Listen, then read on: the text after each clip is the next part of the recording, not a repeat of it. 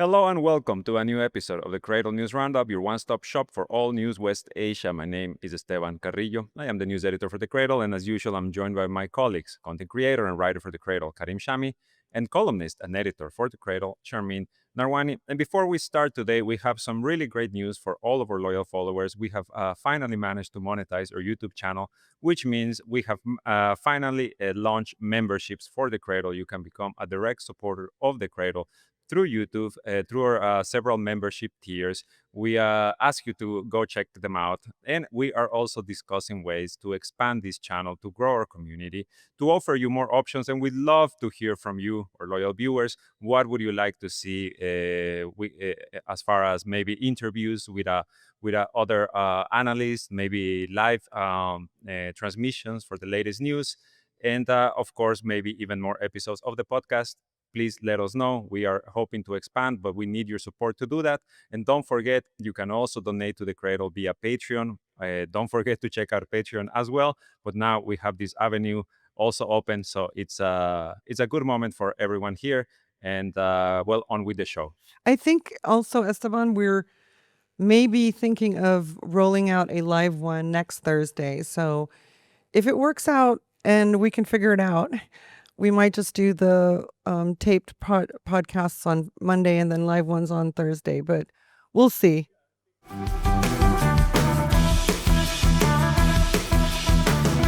It's been 1 week since Israel's unprovoked attack against Iran, and we are still waiting to see whether US President Donald Trump is going to jump head into what many have described as the Iraq War version 3.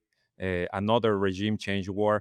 This morning, a very intense attack by Iran, taking the Israeli army by surprise. They target military and intelligence sites near a hospital in the Beersheba. They also targeted the financial district of Tel Aviv.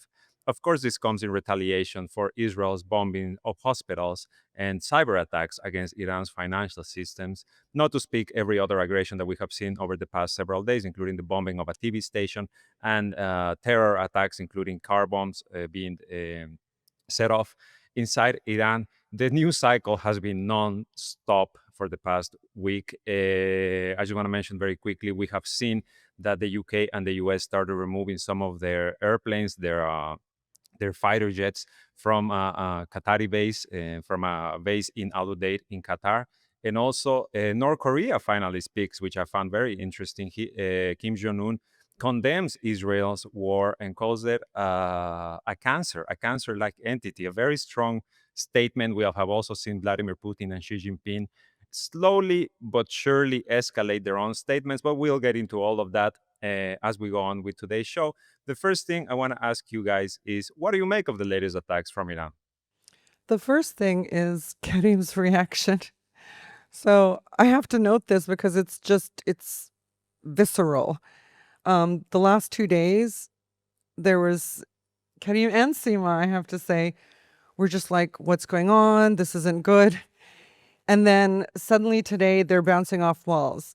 Y'all are visual creatures, I have to say. If you don't see it, it doesn't exist. I said this countless times on the podcast, but you have to look behind the pictures because genuinely, it's, the Israelis have come down so hard on censorship. They're arresting people who share things. Okay. And yet somehow today that dam broke open. We saw pictures of everything. Why do you think that is? Well, I think the Israelis, they have complete censorship on military areas and facilities. But I think when Iran hits Tel Aviv, we know Tel Aviv and its metropolitan area is 4.5 million people. It's very difficult for them to censor it.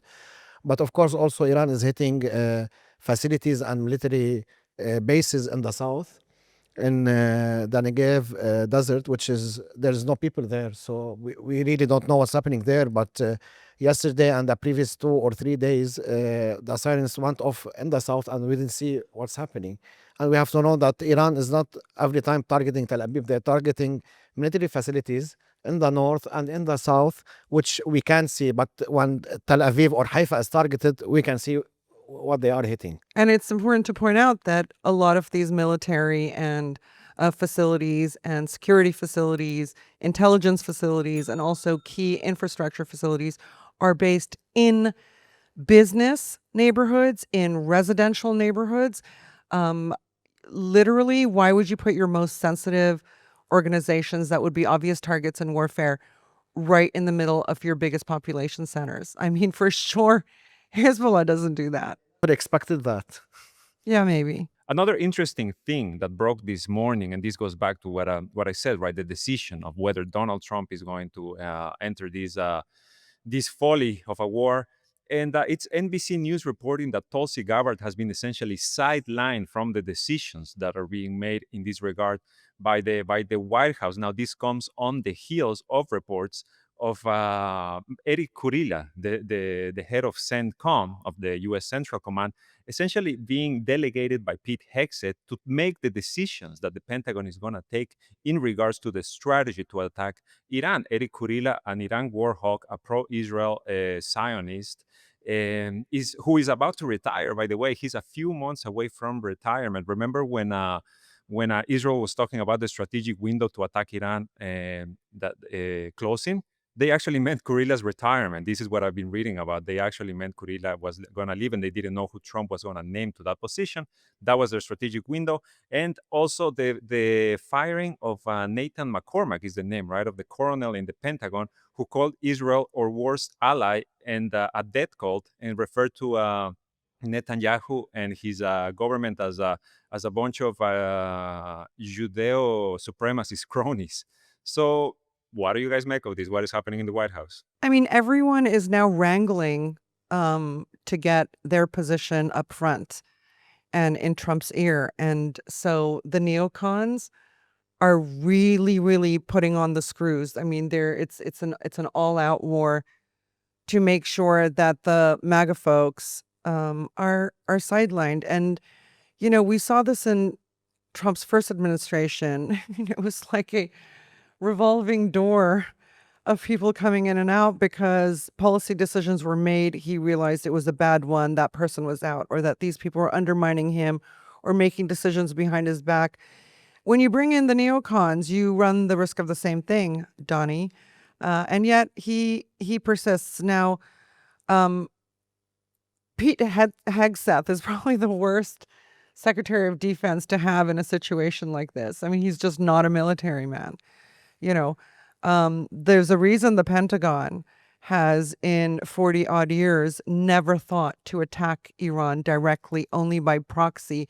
It's because they have wargamed the scenario ad nauseum and always seen that they don't come out ahead. So Hegseth doesn't know that. Let's be honest.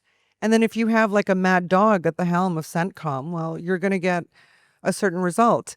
But, I think maybe we can talk a little bit about this. I mean, there's no way to predict what's going to happen if the U.S. strikes Iran, but there are so many scenarios that have been written about, like open source scenarios, that are not positive for the U.S. I mean, for instance, will there be any U.S. bases ever in that region again? If they hit one, none of these countries are going to want to host U.S. troops. And so Israel really will be the front line base of the Americans moving forward. And it's easier for Iran to hit American bases in the region. It's easier for Iran to hit these bases in the region more than hitting Israel, because Iran has more short and mid-range missiles more than these long-range missiles. So these bases are easy targets, and we know that the Gulf is there's no mountains in the Gulf. I think even in Qatar, the highest peak is like 300 meters. So there's nowhere to hide. They will be easy targets. Can use its cruise missiles for that. Yeah, they can use whatever they have. Katyushas. Yeah. So this is one. And also, I wanted to say that if Trump was trying to pressure Iran, or they were playing like political game against Iran, this didn't work, because we saw what Iran did today. Yeah, I mean, this is what we're seeing is Iran finally put into practice what it's been preparing for over 3 decades. certainly since the Iran-Iraq war ended, and it realized what its deficiencies and its vulnerabilities were. And, you know, Trump might have taken out Qasem Soleimani, but Soleimani's irregular warfare doctrines are all over, fully integrated into the Iranian military and security establishments. And so we actually get to see what could come to pass, what they've been preparing for. And so Iran is announcing now, so yesterday I think it announced that missiles it's been using, and then it announced the first time use of a different kind of missile. And so, I mean, this is almost like a trade show, a military trade show. I mean, everyone's going to be able to see in this war Iran's, military prowess, which is heavily focused on its missile arsenal and its missile technology. And if we're seeing early stuff now, I don't know what they have prepared for the Americans. But aside from the fact that U.S. bases could be hit, bases that will never then be rebuilt because these countries will not want to host it. Remember in the first Iraq war, the Saudis actually asked the Americans to leave. It was too dangerous for them, right? And then, of course, that's come back. So I think also what happened is that I think the strongest card was already played by Israel at the first day. I think they can't gather intelligence as they did before, and they can't like recruit spies as they did before, because already we saw Iran is cracking them down. And I think the biggest hit that Iran took from Israel was at day 1 and day 2. Now we saw what Israel did. Now we're seeing what Iran can do. Yani Iran still have it has cards, but I think the only card that Israel can play is the Americans, which is also a dangerous card. And we must not forget the Iraqis that are aligned with Iran. I think they are capable. We didn't see them doing anything, and they warned. They warned if the Americans will interfere, they will interfere, and I think they are prepared, because we saw them. They were able to target Israel at least the first 6 months of following 7th of October. And I think it will be easier for them to target Americans. And I think Americans will never want that. I don't think Israel's played all its cards. I don't think it would be that stupid. Like I said, they have decades of wargaming scenarios, and not all their card, the most powerful card. well, here's the thing. There was an Israeli politician earlier this week who said, if you think that the Hezbollah pager attack was something, huge, wait till you see what we have in store for Iran. And he even suggested Thursday and Friday as potential dates, so today and tomorrow. Then Trump comes out and posts,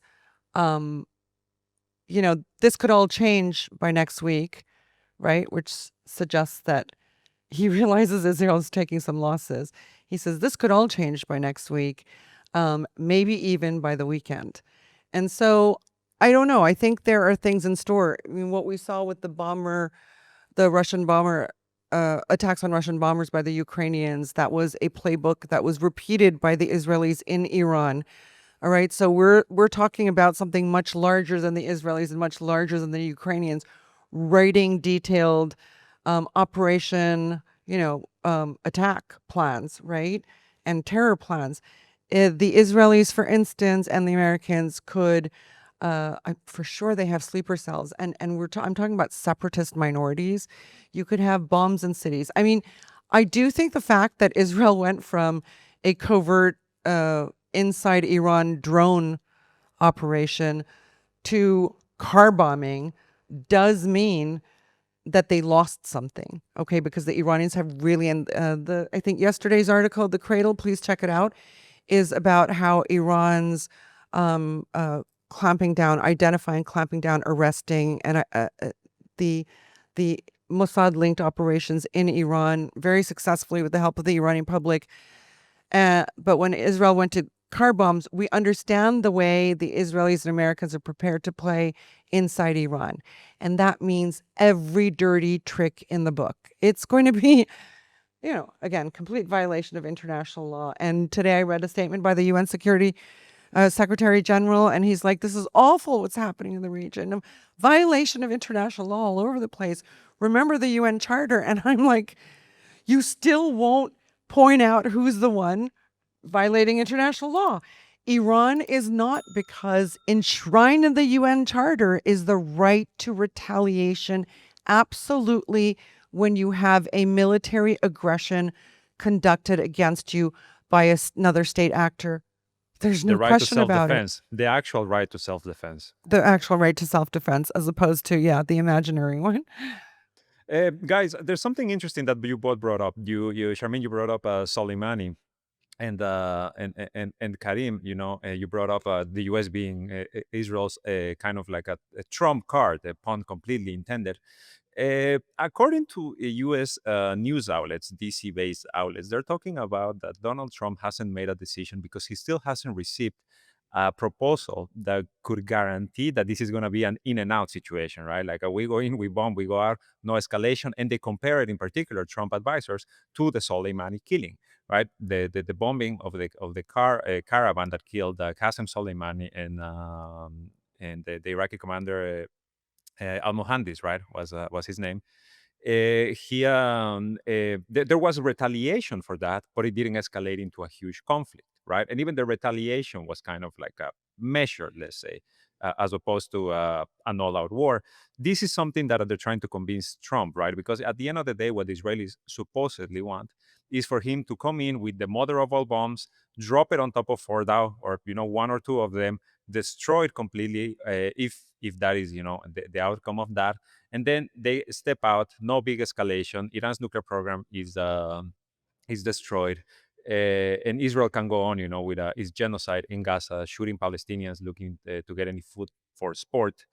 And this is what is being said, that Trump wants something that will allow him to immediately step back out, right? Taco. Trump always chickens out, and and also, apparently that this is why he's giving them until the end of the week, Israel, right, to see if they can come up with a way to for them to do this. I read a really, really, like, this quote that says something like, the Israelis have already cleared out the skies, like the skies are open.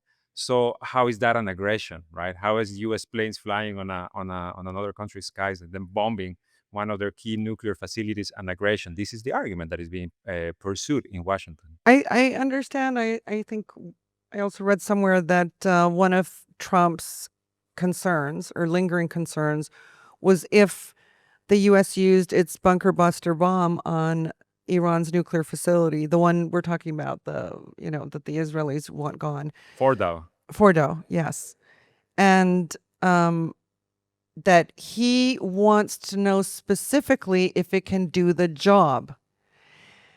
And I understand that. Like, what's the point of doing this and opening, Pandora's box if you can't even do the job? And, it's not like the Iranians or its allies are unaware about bunker buster bombs.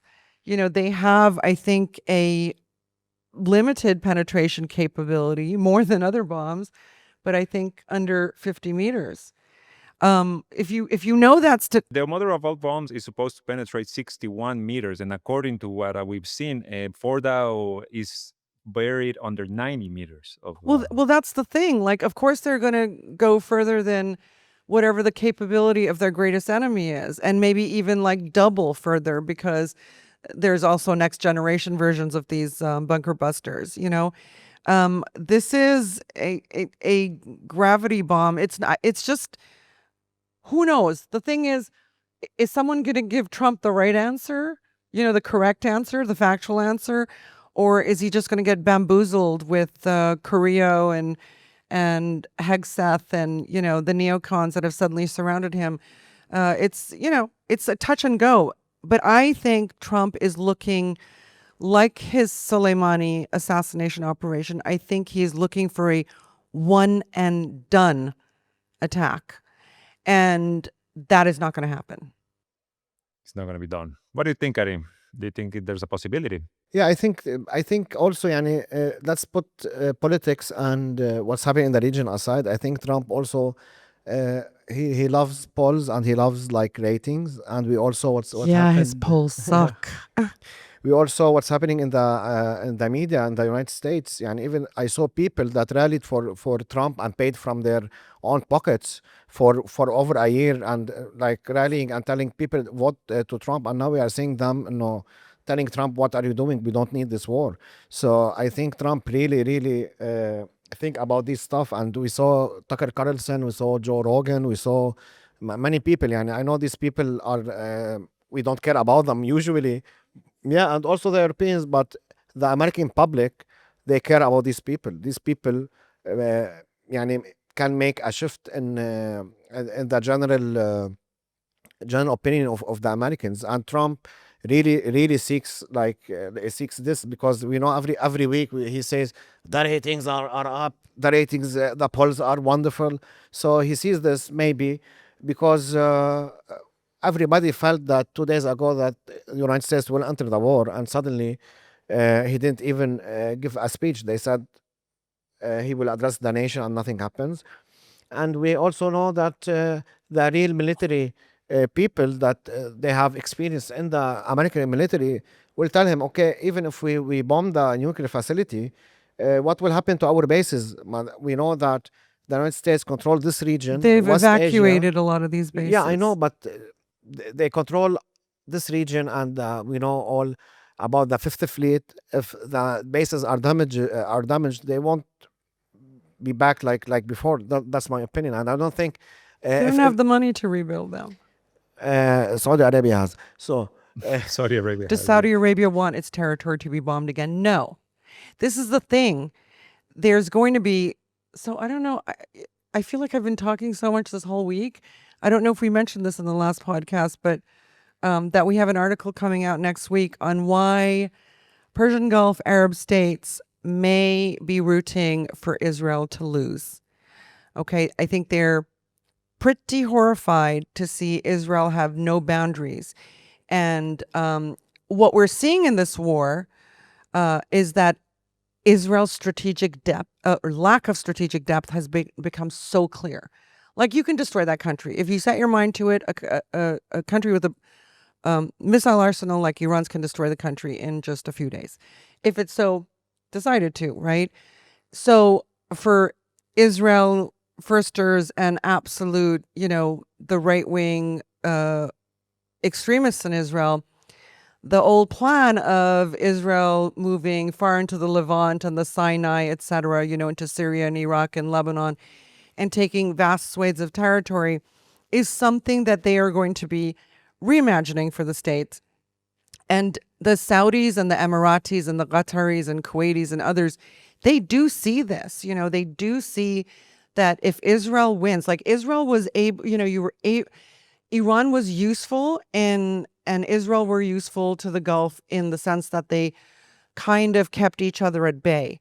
But to have an absolute beast like Israel that has no consideration for treaties, agreements, pacts, international law, etc., be let loose and not have an adversary in its way, creating an obstacle, would be dangerous for the Arab world, because then Syria would go, Lebanon would go, Jordan would certainly go, and then how far? Then into Iraq, and how far? How far will they go? And they will, of course, invest in the Kurds and,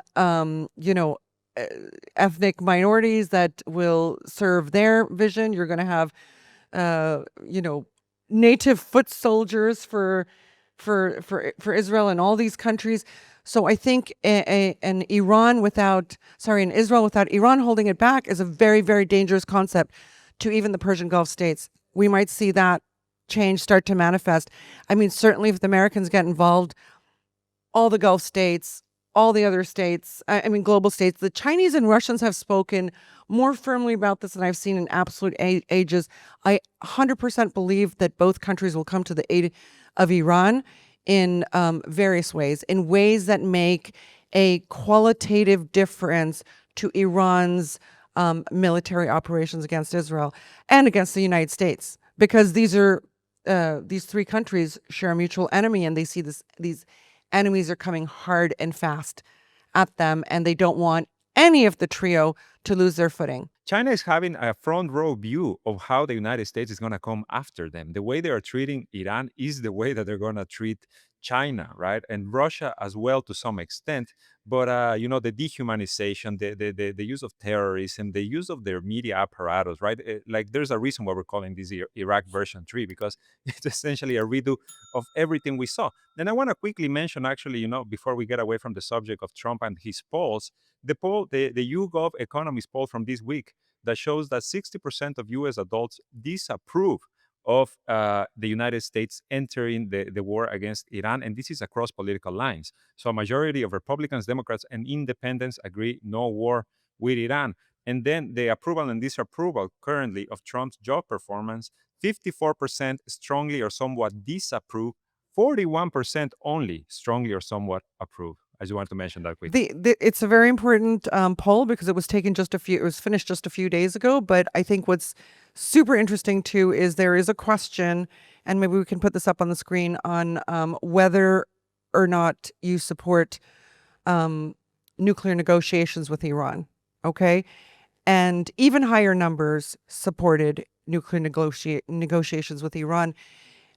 Astoundingly, 61% of Republicans, even more than the Democrats, which were at 58%, support nuclear negotiations with Iran.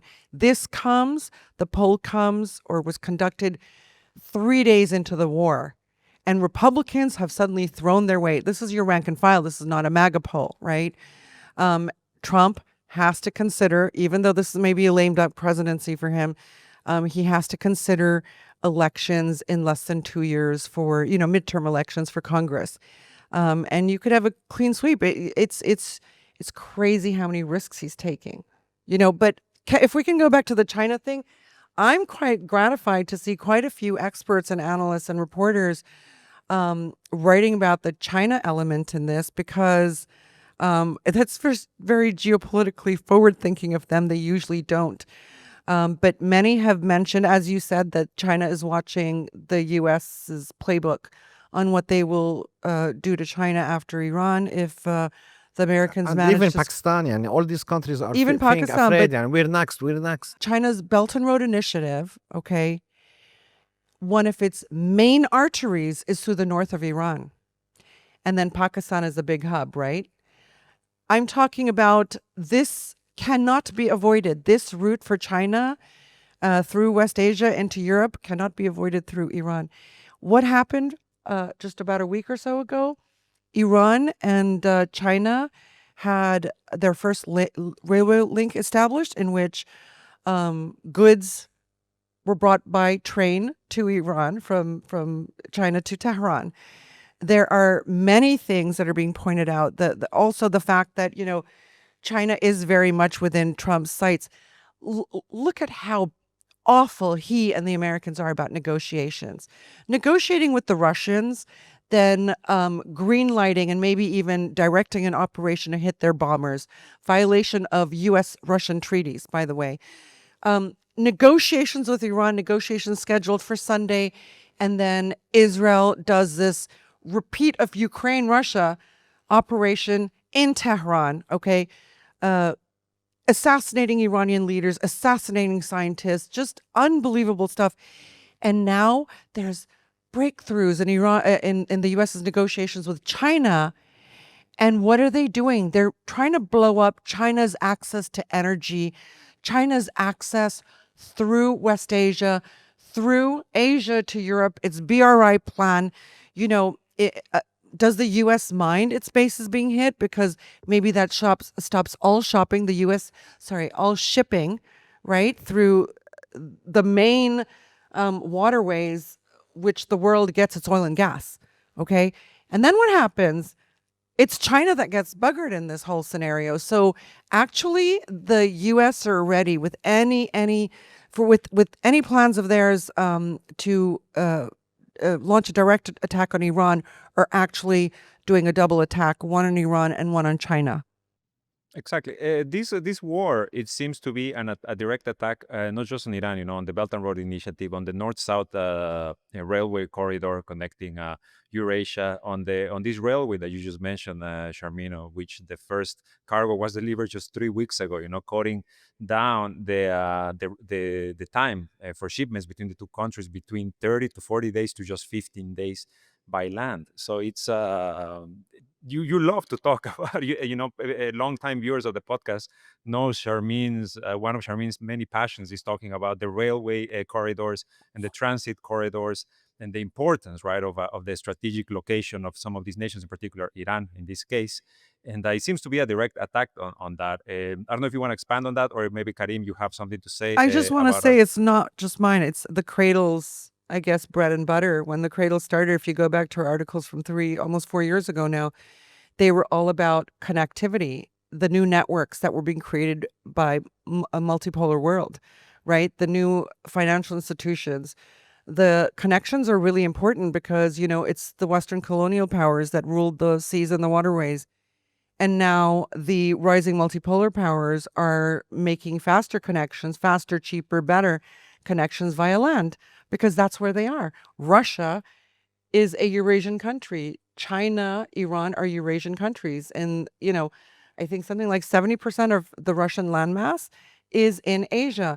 And this will allow for economy, trade, finance to boom in a part of the world that the U.S. will no longer have control over. By the way, the doing a direct war in Iran will also mean that the United States is ready to beggar and impoverish its European allies because they've been cut off from Russian oil and gas, and now they will be cut off from most of their oil and gas supplies. I want to get your thoughts on whether what is happening right now is part of this attempt to supplant Iran as a logistics hub for the region, for Eurasia, and be replaced by Turkey and or India as well, because they have their own corridors through both countries. Yeah, I know. I don't think Turkey can take the position of Iran because if you want to come from Asia to Europe, you have to pass through Iran. And it's so difficult for them. And already they started and they established high percentages of these projects. And we often, as Sharmin said, we talk about this because these projects, they don't come in one day or suddenly. There's countries and engineers and scientists that plan for this, and they pay billions of dollars, and usually these projects, they take like years and years to accomplish. It's not easy for Turkey to come and take the place of Iran. It has to go through, in China's BRI scenario, it has to go through northern Iran and then onto Turkey.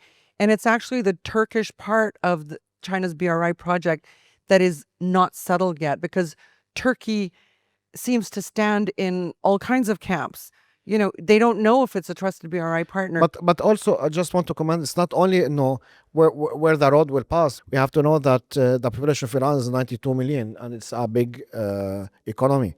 The BRI will benefit from the Iranians. Iran is not a small country with like 2-3 million, and we just want to a road to pass there. No, Iran, they manufacture, they do many things. And of course, they have a big population, 92 million, that can consume from the goods that pass through the BRI. When we started the Cradle, it was our view that these railways and port systems and new roadways and new financial centers and new modes of transactions, currency transactions, and new institutions were actually going to be the basis of whatever confrontation would come next in the world. Because these were major rising powers implementing and envisioning these new projects.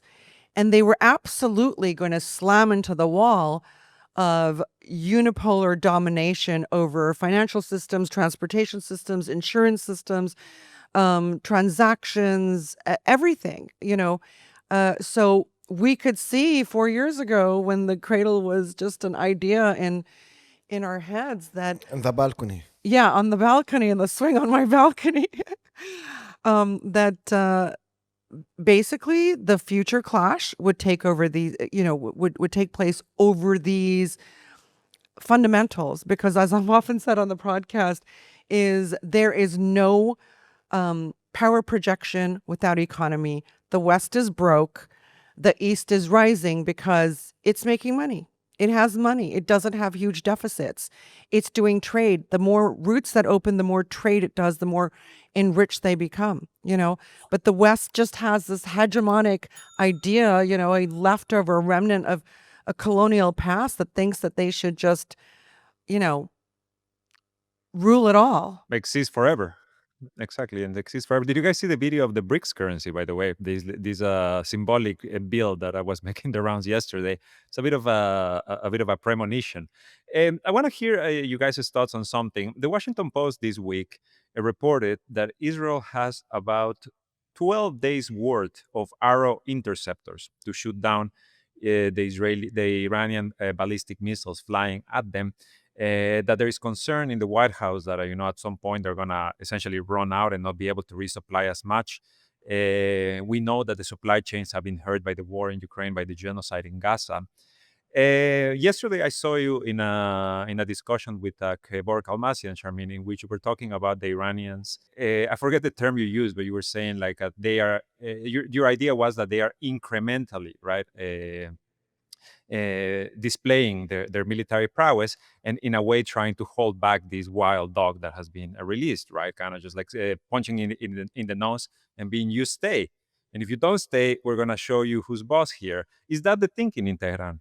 I mean, again, we know about Iran's strategic patience and its deep planning. The fact that it isn't trigger happy, that everything happens for a reason.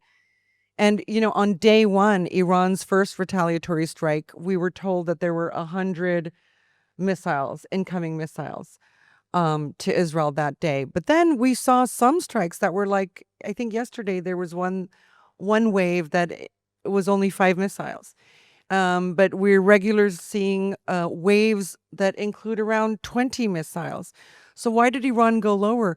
It's important to recognize that even though Iran is sending in fewer missiles in each wave, they are doing far more damage than the first day in which they sent 100. Iran is, I think, because, this is how they've worked.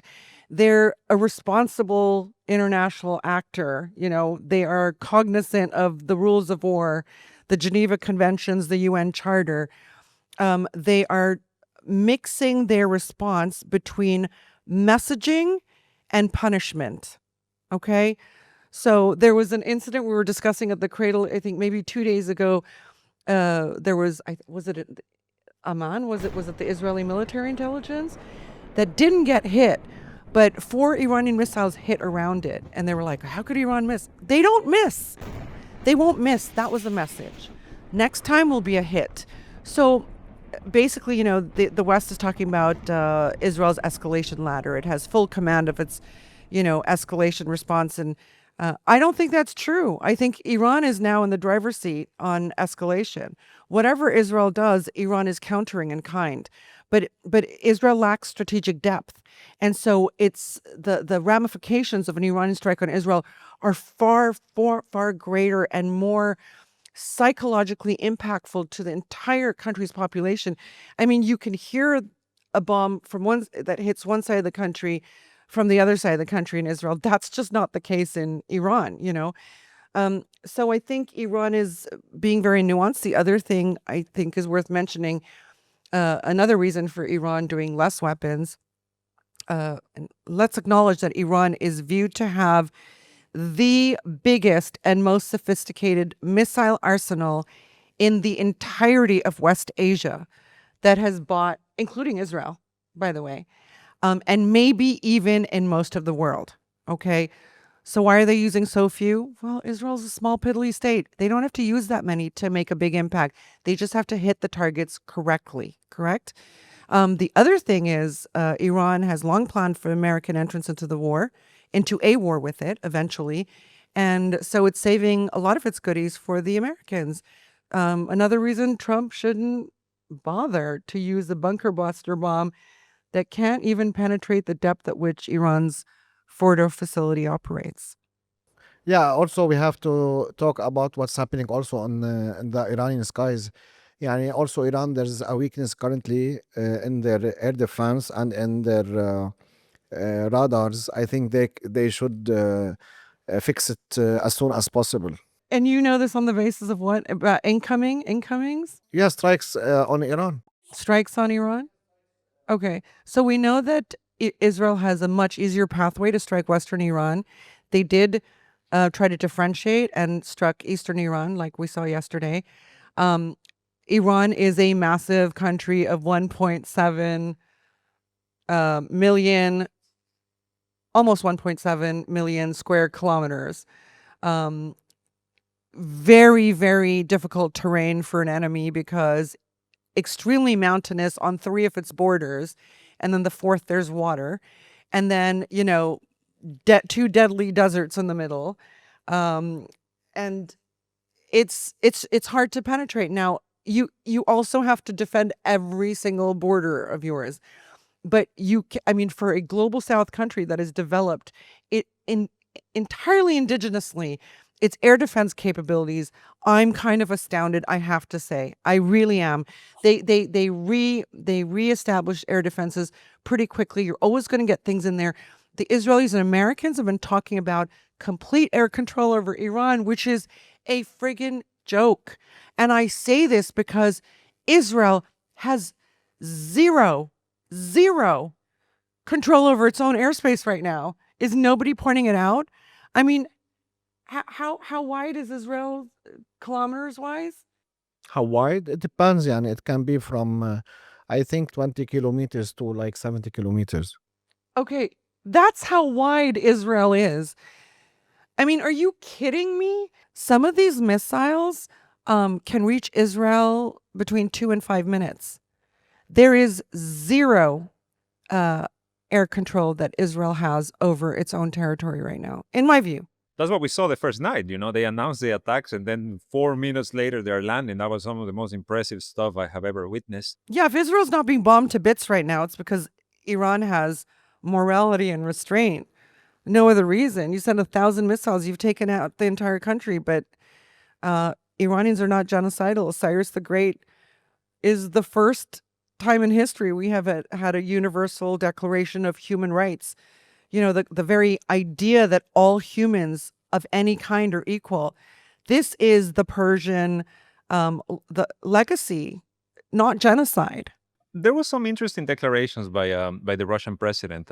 They might have been from yesterday, in which he discusses that Iran hasn't asked for help yet, and that they are. He refers to them as like proud, proud people, as anybody defending their homeland needs a bit of pride.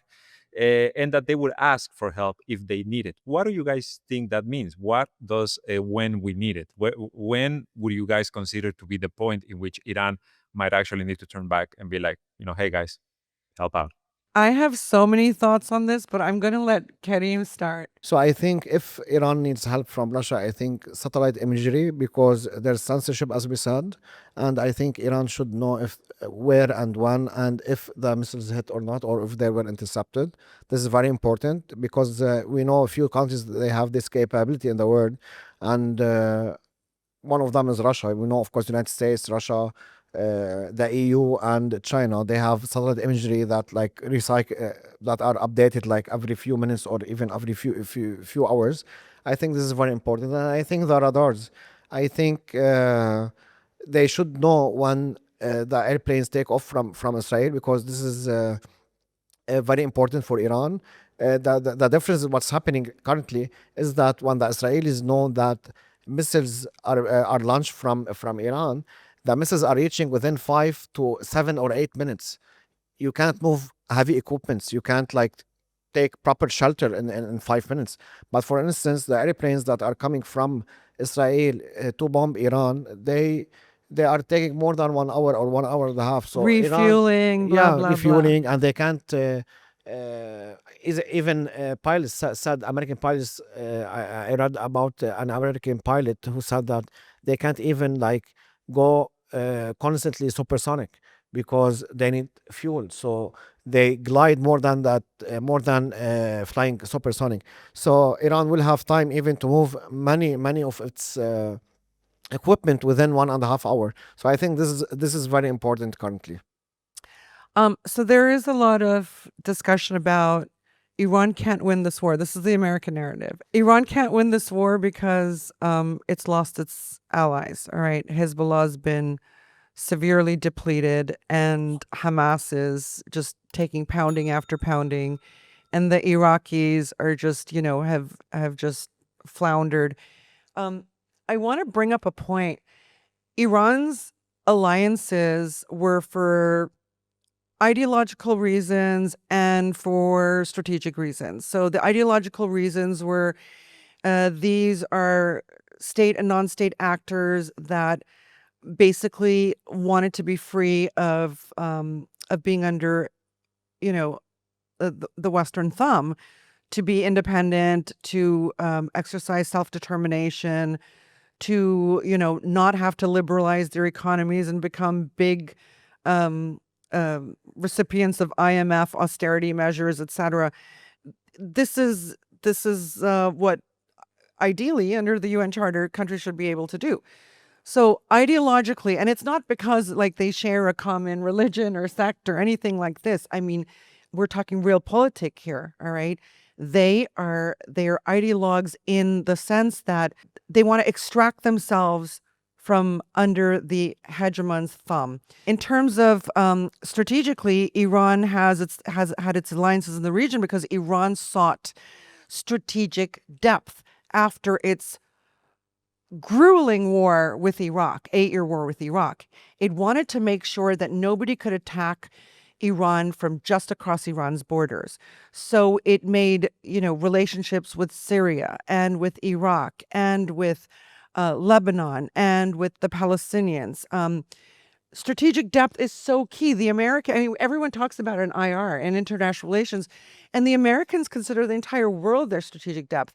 Iran just considered its neighbors its strategic depth. With the loss of its allies, Iran now lacks some of that strategic depth that it had worked so carefully to amass. But here's the thing, Iran was never going to rely on Hezbollah or Hamas or Syria or Iraq's Hashd al-Shabi or Ansar Allah, most of these non-state actors, in the case of an actual war with a bigger adversary. That's not what it needed its alliance for. Iran built its strategic missile arsenal. Iran built out its irregular warfare strategies and its conventional warfare strategies based on a much larger adversary in which it would never be asking its allies for help. So actually the fact that Hezbollah and Hamas and others are, viewed as rendered useless has no impact on on Iran's war strategy. It's just an important point.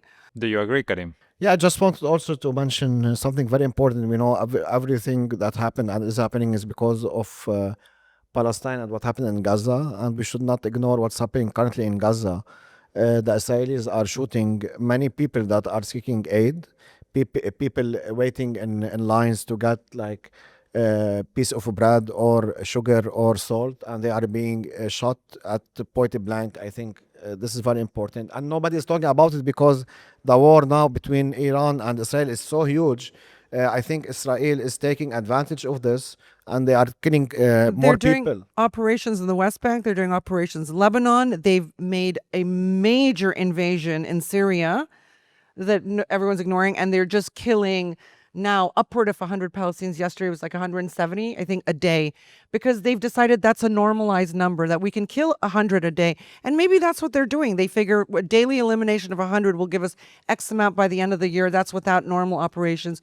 But I want to mention something, because we were also talking, I think, Esteban, about who can Iran count on allies help. The allies I believe Iran will be able to count on are Russia and China primarily, but I do think other countries like Pakistan, Turkey, even some Persian Gulf states. I'm not kidding. When things go really badly for this region, all right? I say this because Iran intends to fight this war alone. It doesn't mean it's not going to ask for help when it needs. So we have an article coming out today by our Pakistani correspondent who is writing about Iran picking up the phone hours after Israel's first strike on Friday, and speaking to the Chinese foreign minister and, getting what they needed. And that, of course, these are just reports that Pakistan was soon airlifting equipment into Iran. Perhaps it was a Chinese decision. Perhaps it was a Pakistani one. We don't know yet. But included in this was China granting Iran access to its Beidou navigation satellite system, BDS technology, which will bring precision to Iran's missile strikes capabilities when it hits Israel. This arrangement was actually formalized through the MOU, the Strategic Partnership MOU signed by the Iranians and the Chinese some years ago. The agreement includes actually the transfer of this BDS technology to Iran. So I think that technology, as you said, what would you want from the Russians if you were an Iranian? You said satellite imagery, et cetera, like target guidance, et cetera. That is already received.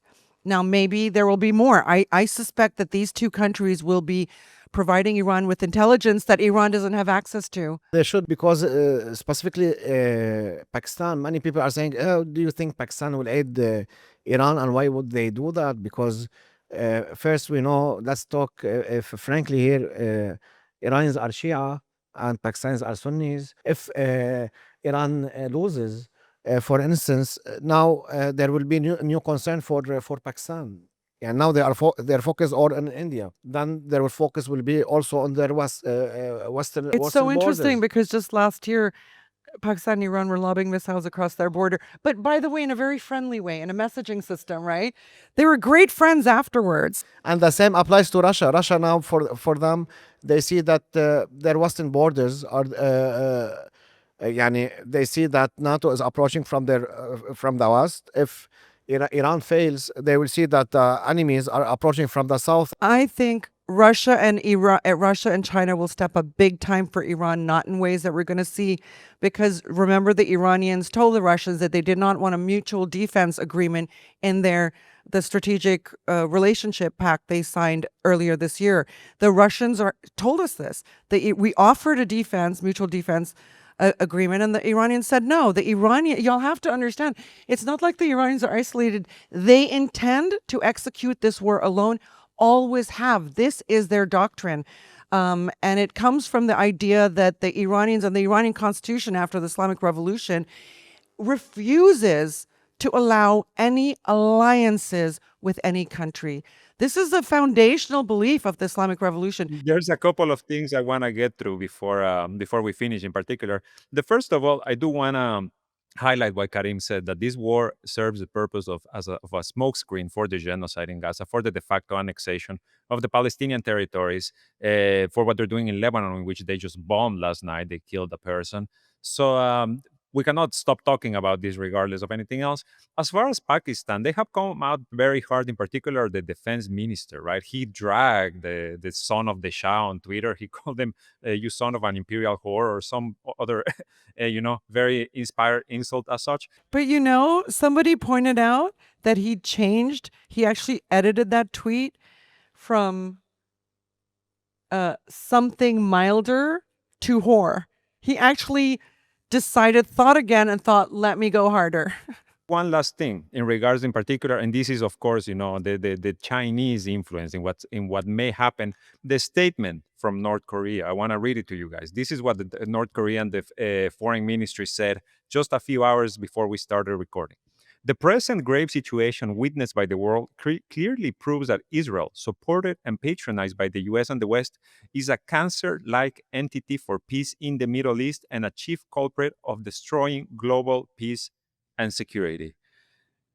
This is a very, very harsh statement. And we know that, North Korea does have a defense agreement with Russia. They are currently helping them rebuild infrastructure in Kursk.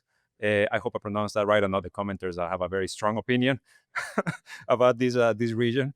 They are, of course, patrons of China. Like China is one of the main reasons why the DPRK has managed to, survive for so long. Is this, Hezbollah it's a question to me is 50-50 whether they're going to be activated or not. One would hope not, because I don't think Lebanon can take this anymore.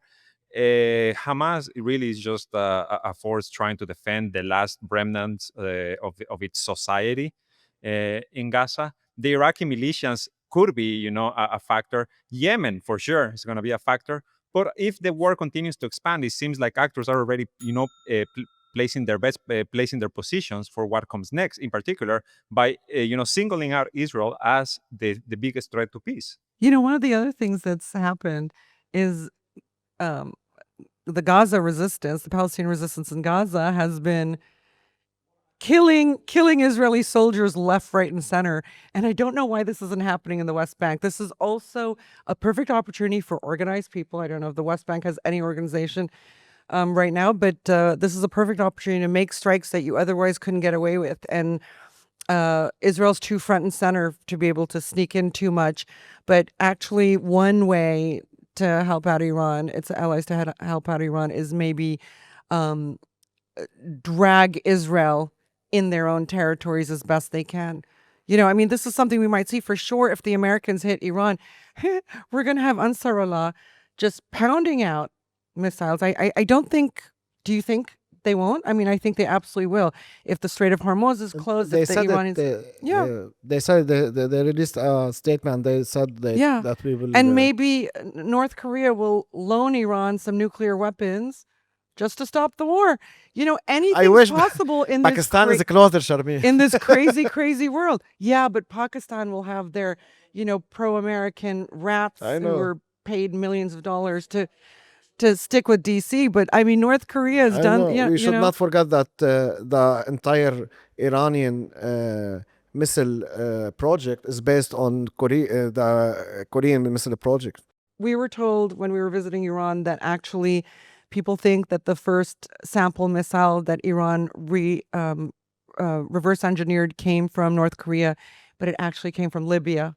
Yeah, so that's a little factor that we didn't know. I wanted to just mention, while Sharmeen remembers what she wanted to say, that we cannot forget that the Pakistani government was imposed via legislative coup. The current sitting government in Pakistan is a U.S. Imposed government that ousted the legitimate government of Imran Khan with the use of lawfare, right? With the use of this judicial strategy to eliminate political opponents. So that's what makes the defense minister's comments even more interesting, that they would be on their own. By the way, at the same time that he made these comments, Pakistan's the Pakistani Army's chief of staff was being wined and dined in Washington. So, there are different elements of the Pakistani body politic, and I think Pakistan's going to have to face its internal monsters in order to come out of this in a positive way.